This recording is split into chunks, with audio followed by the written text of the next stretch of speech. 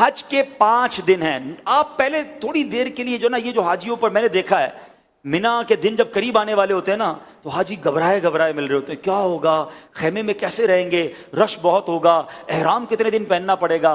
حج کے دن قریب آئیں تو ٹینشن میں نہیں خوشی میں اضافہ ہونا چاہیے. سب سے پہلی بات, بہت بڑا ٹینشن ریلیز آپ کا یہ کر دیتا ہوں کہ احرام آپ نے 5 دن نہیں صرف 2.25 دن باندھنا ہے. صرف 2.25 دن کا احرام ہے. 1.5 دن تو پہلی عمرے میں باندھ لیا تھا آپ نے, پھر کائی کی ٹینشن ہے. پہلی میں نے کہہ دیا احرام فرینڈلی ہو جاؤ, اور حج میں میکسیمم 2.5 دن کا احرام ہے, کوئی 5 دن کا احرام نہیں ہے. ٹھیک ہے, تو آدھا ٹینشن تو ویسے ریلیز ہو گیا ہوگا. اب آ جاؤ حج کے 5 دن کیا کیا ہیں. 8 ذوالحجہ, 9 ذوالحجہ, 10 ذوالحجہ, 11 اور 12. ٹھیک ہے, یہ 5 دن حج کے جو اہم مناسک ہیں وہ اس کے اندر ہیں. 8 کو ہم نے کہاں جانا ہے, انشاءاللہ مینا جانا ہے. کہاں جائیں گے؟ ظہر کی نماز سے پہلے مینا پہنچ جائیں, اور 5 نمازیں مینا میں پڑھنی ہیں. ظہر, عصر, مغرب, عشاء اور فجر. فجر پڑھیں گے وہ کون سا دن ہو جائے گا؟ ویری گڈ, کون سا دن ہو جائے گا؟ 9 کا دن. 8 کی ظہر سے لے کر 9 کی فجر تک ہم نے مینا میں رہنا ہے.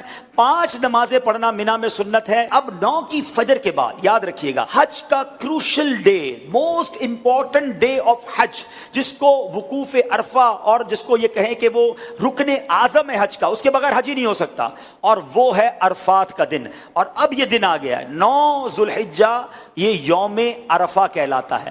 اب حاجی کو جانا ہے عرفات کے میدان میں. جو 9 ذوالحجہ کا دن ہے وہ پورا دن ہم نے کہاں گزارنا ہے؟ عرفات میں. یہ خاص دن ہے.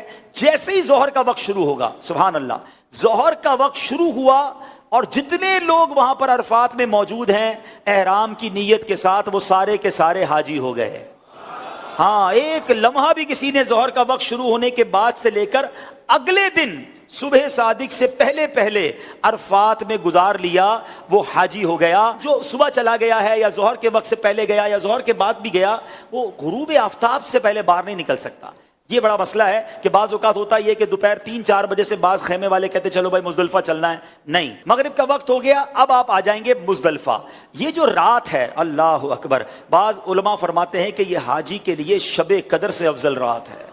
یہ بڑی مبارک رات ہے, دعاؤں کی قبولیت کی رات ہے.